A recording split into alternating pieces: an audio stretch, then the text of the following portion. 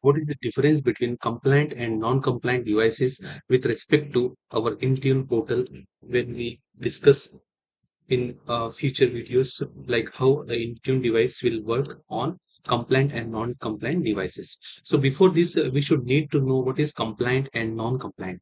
So compliant means, guys, suppose I have a computer and my company is enforcing me to have it the on this computer. I need to have firewall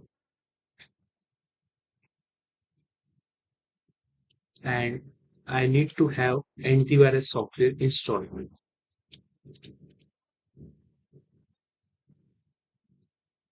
So this device will be when we detect in our Intune portal. Okay, when we check this device into Intune portal, this device will be called as compliant.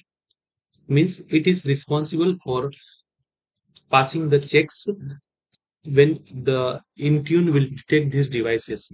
Now, what happens with non-compliant devices? So this is passing the security check, and my company has a policy that this device should have the firewall and antivirus devices should be included in this or installed in it.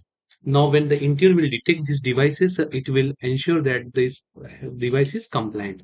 Now, when we check about the non-compliant devices, and suppose I want to enroll this device into my Intune application. Okay, this is the device and this is the Windows computer. Let's say it's a Windows 10 device, and I want to ensure Windows 11 device, you can say, and I want to ensure that this should be logged in with the compliance check in Intune portal.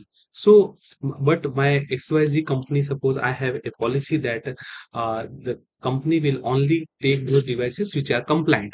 So this device has nothing in no antivirus installed as well as no firewall is installed in this device. So when I will enroll this device into the Intune portal, that will be called as non-compliant.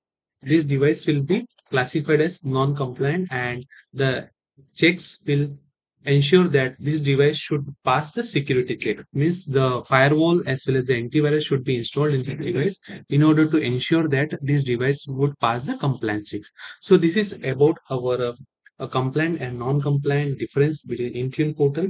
Now, in the next video, we will see more on how we can do the tenant creation in our Intune portal. Thank you for watching.